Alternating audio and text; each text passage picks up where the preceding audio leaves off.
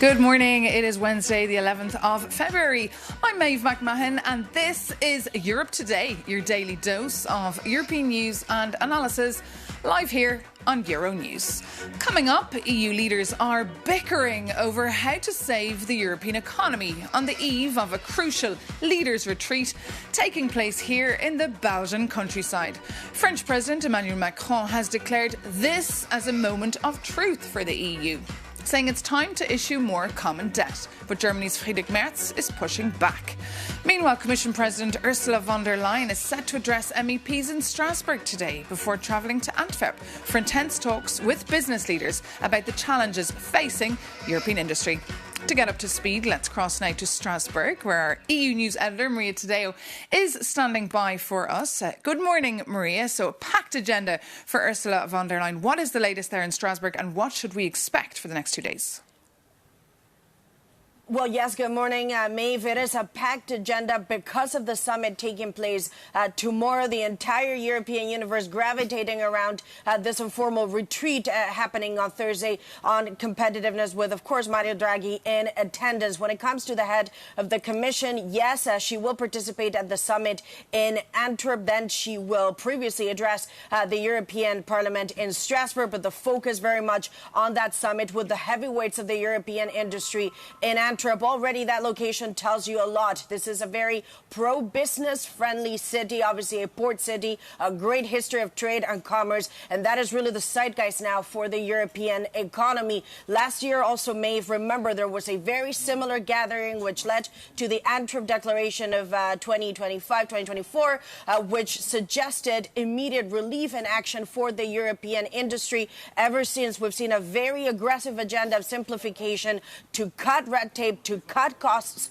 for companies, and we expect that in the meeting today the European industry will reiterate those points. But also remember, in a letter published on Monday, the head of the Commission promised to double down on the simplification of regulation. She also said the Commission plans to introduce a tool that will tackle gold plating. Remember, the industry hates this. It's the idea that national member states put on even more regulation on European directives. And then, of course, she also said integrate the single market. The IMF believes that the internal barriers of this market may represent a 45% tariff on goods, 110 on services. So a lot going on into this meeting with the industry. They have the influence over the policymakers. They have the year of the leadership. And it's not coincidence that this is happening a day before a political summit.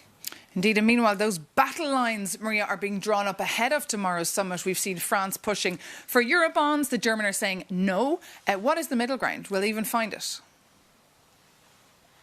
Well, that's a very good question, because in anticipation to this retreat, and remember when Antonio Costa, the head of the European Council, spoke to us exclusively 2 weeks ago, he said the goal of the retreat is to really now establish clear political guidelines in the way forward. And that means the Draghi report, but also the Letta report. And Emmanuel Macron yesterday in an interview, which hopefully we can put up on the screen, he told the European press that he believes this is now the time for Europe to come together with a joint borrowing capacity. That is, of course, Eurobonds, joint debt. For many countries, this is a complete red line. The Germans, as you say, have already said no. The Italians siding with Berlin, saying the focus should be on the simplification of rules, or really putting the automotive at the center of a lot of the industrial policy in Europe. So tomorrow, it should be an interesting meeting. But of course, the cat is now out of the bag, because the French president has now put this and stated this clearly on the table. The European Union cannot wait any longer. The debate about more joint debt needs to start now. So all of this very political, and to debrief this very packed agenda, I am joined from Strasbourg by MEP Saskia Bremont. You're an MEP for the Greens. Obviously a very packed agenda here in Strasbourg. We really feel a sense of urgency, but I want to pick up on a vote yesterday. The European Parliament finally agreed to implement and go ahead with the US-EU trade deal. Some would say that was a total capitulation, that deal. Are you happy with the result?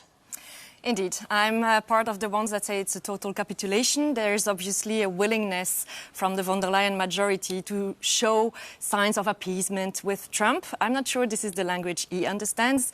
There was a majority, I think, in favor also in the parliament to activate the anti-coercion instrument that the EU has to reply to such commercial trade attacks from third countries, and we wanted it to be activated, to show some teeth also to the different attacks and threats given by Trump and its administration. So I think the current answers are indeed a bit too weak from the EU side, and to link it with the other debate, like the industrial debate, it's high time for the EU to give preferences to its own industry, to think about eventual tariffs, additional tariffs towards the US, for instance, and also to take back the compass of the Green Deal to really put the competitiveness hand in hand with sustainability. Okay, there's a lot to unpack there, because you say Trump has been very aggressive on Europe and we have been very weak.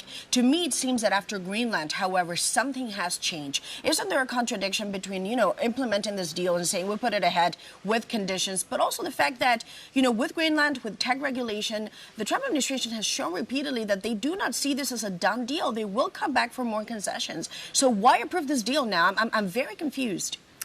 I think it's more the narrative of showing unity at EU side in terms of answers. But indeed, I'm also confused about the current reply, because indeed there is this kind of de-escalation since Trump somehow is less vocal about Greenland, but I'm pretty sure is not giving up. He has an international agenda. It's pretty clear in its security strategy as well. And I think Europeans have to think about them now and take their own faith into their hands. So you say we've got to think about Europeans, we have to think about ourselves. To go ahead without the United States, however, that would completely change the playbook since the Second World War. Is that warranted now because you say the U.S., it's no longer an ally? It's time to say, at the very least, it's a rival at times. Can it be an enemy to European values? I'm not saying it's an enemy, and we should not escalate. This is not the question. I think we have to show teeth, as I said, and give appropriate answers when the EU is somehow attacked, or if other countries deliver us a trade war, be it the US, be it other countries. We also have other allies to work closer and hand in hand with. Thinking about Canada, I'm thinking about Latin America, I'm thinking about Asian countries, Japan.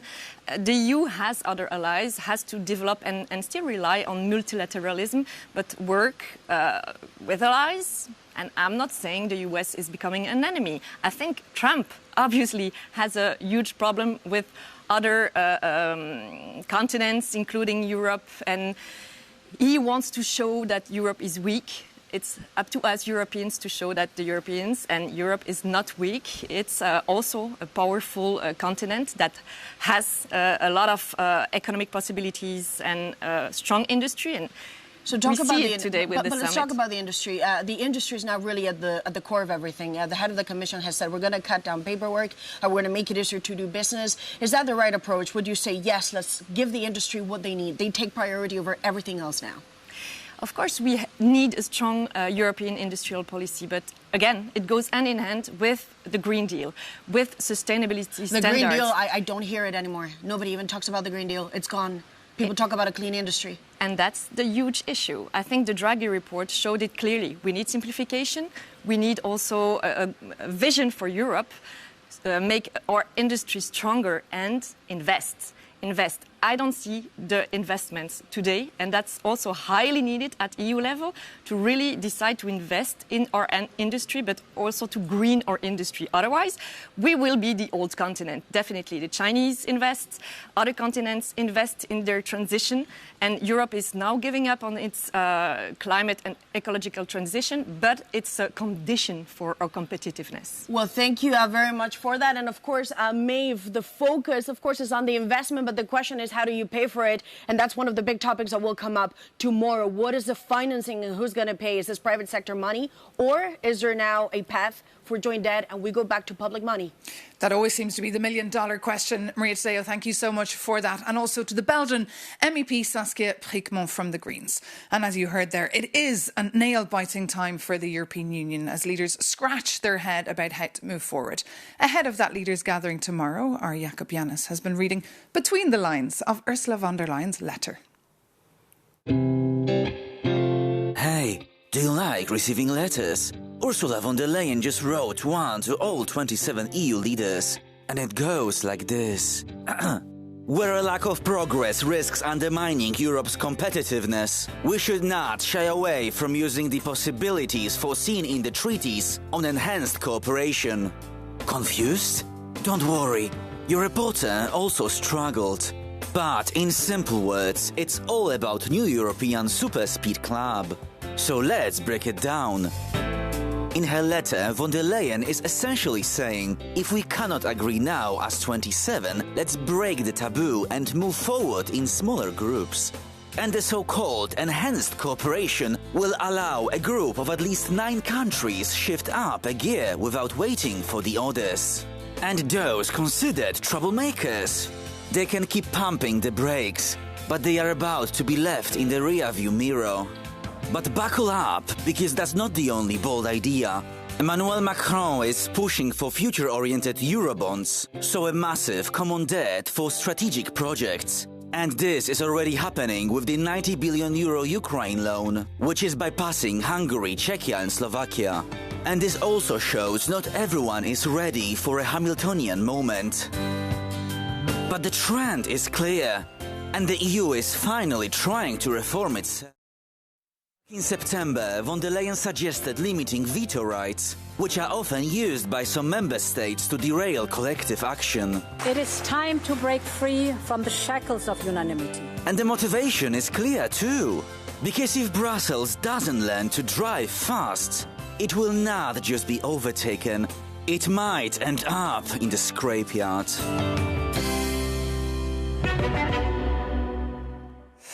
Jakob Janist reporting for us there. And as you heard earlier, MEPs are in Strasbourg this week and they're also voting on new stricter anti-asylum laws. That will make it legally easier to deport asylum seeker hopefuls to countries outside the European Union. The new laws foresee more cooperation with foreign states, marking a pivotal change to a tougher European stance on asylum. The EU Commissioner for Migration, Magnus Brunner from Austria, expressed his stance in the European Parliament.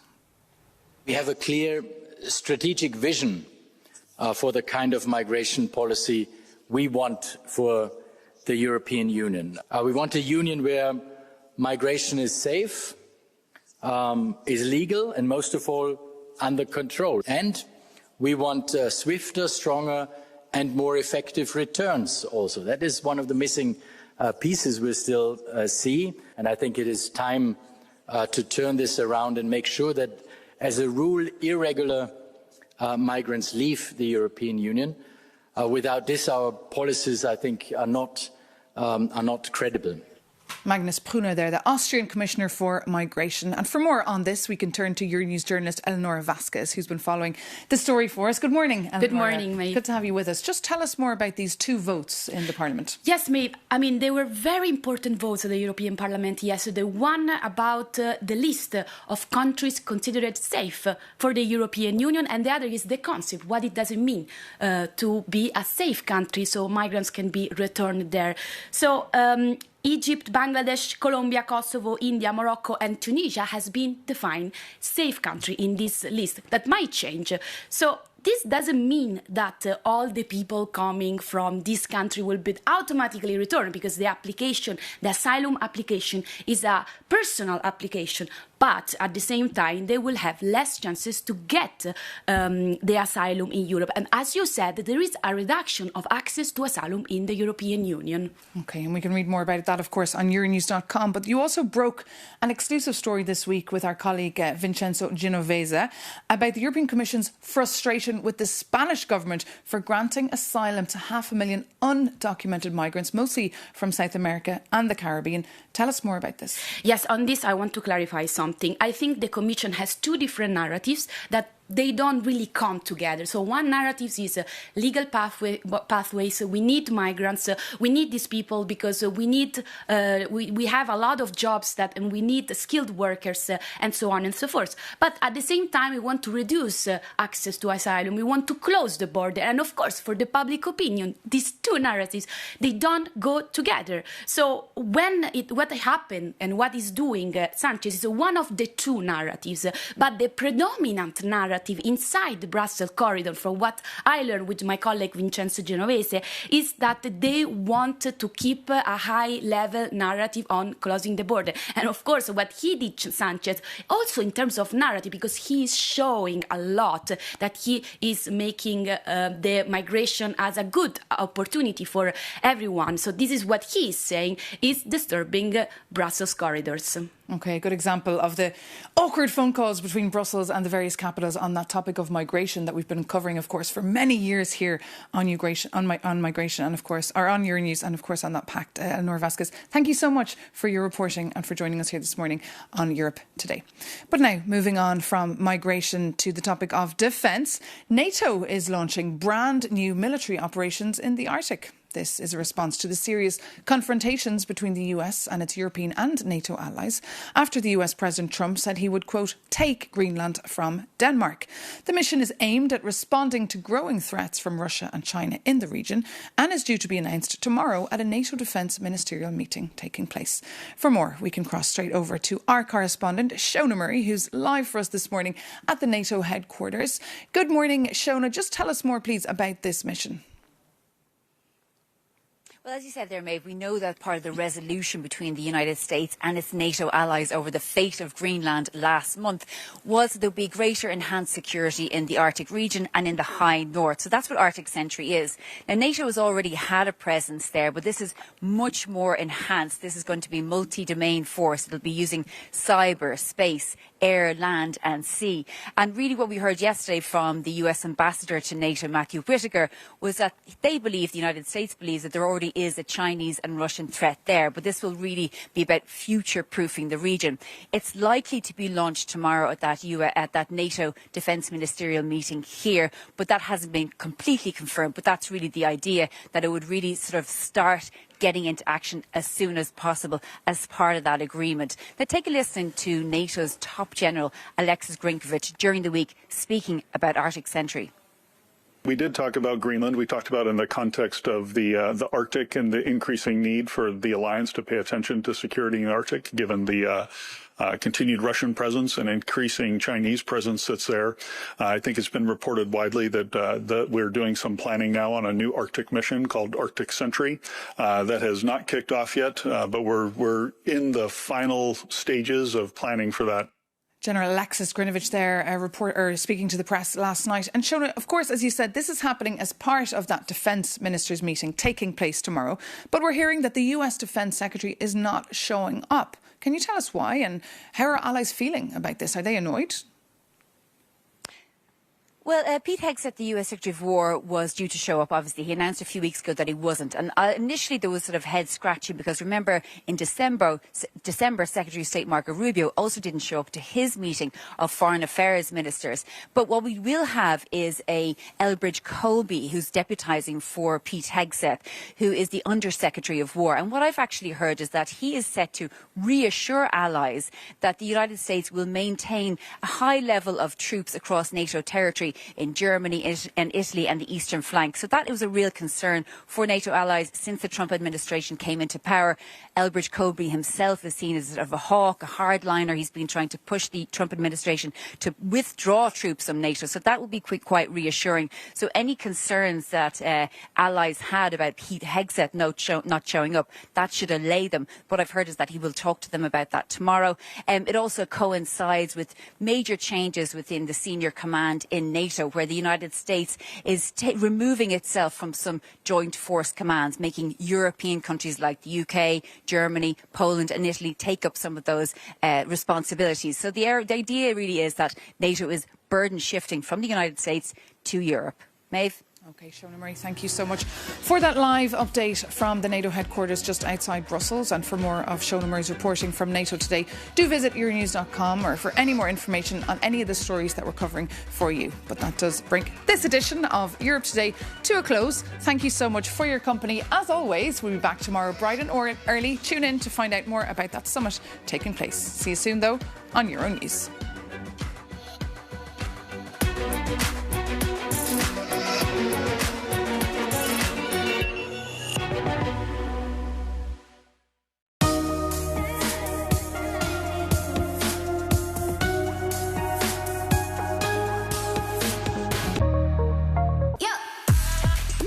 decision-making is crucial in businesses. The cloud spending will surpass the $1 trillion mark in Europe. You have to love the problem. Making equity great again. I don't believe in digitalizing for the sake of digitalization. AI is a new power, a new capability. We speak to some of the brightest minds in industry to address the key topics on the business agenda.